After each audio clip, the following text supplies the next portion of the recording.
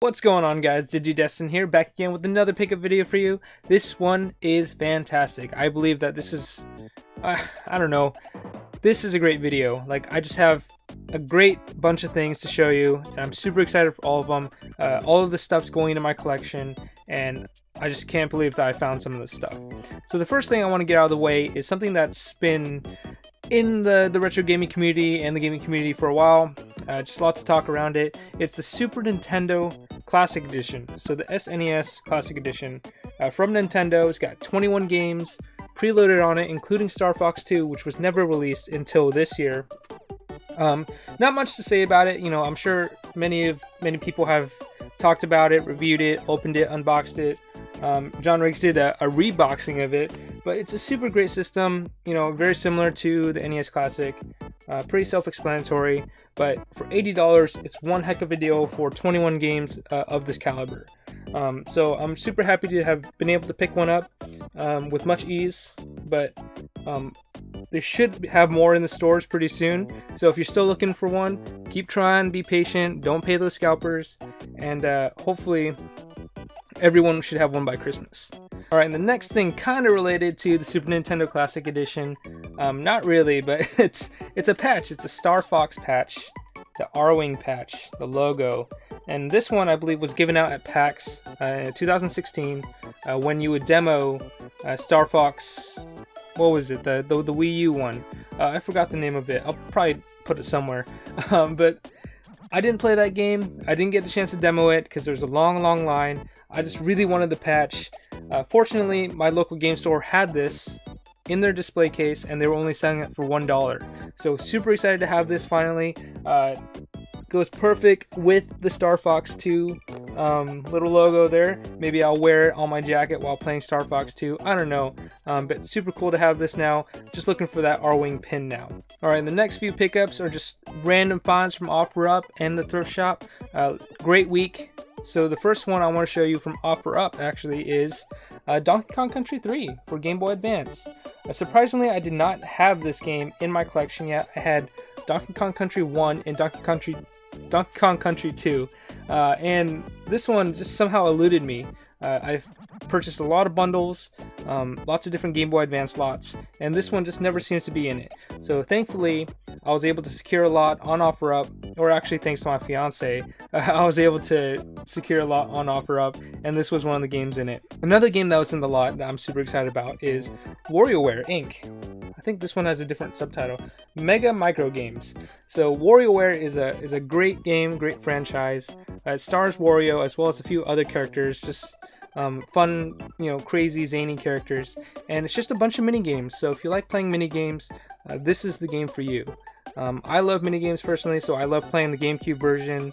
There's this version. There's also a version on Wii, so WarioWare Smooth Moves, I believe. But yeah, if you like mini games, definitely check out a game like this. I'm happy to have it on the Game Boy Advance now, and hopefully, maybe I'll play it on stream. I don't know. Alright, and the third game that I got from that OfferUp lot that I'm keeping, some of the other ones were just like Super Mario Kart, which I already have, or Super Mario Kart, or Mario Kart Super Circuit.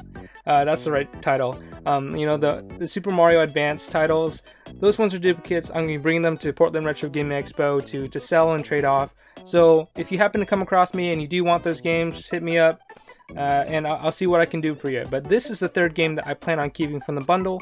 It's Castlevania Harmony of Dissonance. So I'm a huge Castlevania fan, but unfortunately this game I have not played yet. I've heard great things of it. I'd love to get this one. I believe there's another one called Aria of Sorrow. I think that's what it's called. That's kind of like a sister game to this. They even have a double pack cartridge that I'm trying to get. But I've heard nothing but good things from this game. I definitely want to try it out and see what it's all about, especially since I'm such a big fan of the Castlevania franchise. Alright, the next title is nothing to write home about, just something we found at Value Village one day. It's a game I've been looking for. It's fairly cheap, fairly common, but I just never seemed to pick it up because I couldn't find the right price. Fortunately, went to a Value Village, they had it for the right price, and I was able to pick it up. So we have Tony Hawk's Pro Skater on the Nintendo 64. So I do have it on the PlayStation. That's what it originally came out on, I believe. But I have fond memories with the N64 version. I had the demo version of the PlayStation. the PlayStation one, that I got from Pizza Hut a long time ago, and I only played that one level over and over again. You can only play 2 minutes at a time. But I would walk over to my friend's house down the street, and he had this version, and so we played a lot of this. It normally goes for about $5, which is not bad at all. It's a super cheap game, like I mentioned, super common. But I wanted to find it for a little bit cheaper, and plus this is in great shape. So as you can see, I was able to get it for $3, and eventually I plan on picking up Pro Skater 2 and 3. Alright, moving on, we have a super cool NES game. It's a heavy hitter. I've heard it's a pretty decent game, not as good as the first, but still a pretty good sequel. It is DuckTales 2. This is huge for me. I never thought that I'd find this game, but my local game store, Another Castle Video Games, awesome place. Check it out if you're ever in that area. I'll leave a link in the description below for them, but they got this copy in. It's immaculate. The pins are like never used. The label is awesome. The managers actually told me that when the person came to trade this game in, it came in a plastic baggie. So he had his whole NES collection that came in. All the cards were scattered in boxes, and well, not in boxes, but they were just in a box, you know, for storage. But this was the only game that he had all plastic baggied up, sealed away, and in great condition. But they had a great price on this. Being a member there, I got 10% off their asking price, as well as any trading credit I brought in. So I brought in a bunch of common PS2 games, a few extra N64 systems, and I was able to rack up that trade credit and pay for this, essentially using that. So there's no cash out of my pocket to pick this up. But I'm super excited to have it. Now I have DuckTales 1 and 2, as well as Chip 'n Dale Rescue Rangers 1 and 2. So that pretty much rounds out my, I guess, the Capcom Disney games that I do want in my library. So super great pickup, super excited about this. I don't know, I'm speechless. I can't wait to play it, see how it compares to the first. Alright, so you're probably thinking, how can he top DuckTales 2? That's such a big heavy hitter, you know, but you do hear about a lot. The next few games are games you don't hear about too often. You know, it's kind of a niche kind of collector area. But we walked into Half Price Books. They have, you know, if you don't know what Half Price Books is, it's a secondhand bookstore. They also handle media like CDs, DVDs, and video games.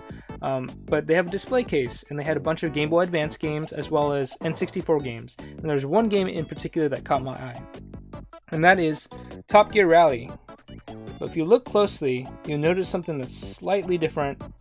On the label, it says not for resale. And what that means is it wasn't, this version specifically, this cart, was not available at retail. Or if it was packed in specifically with the system. So they didn't sell this outside of either a system pack-in or sell it at all.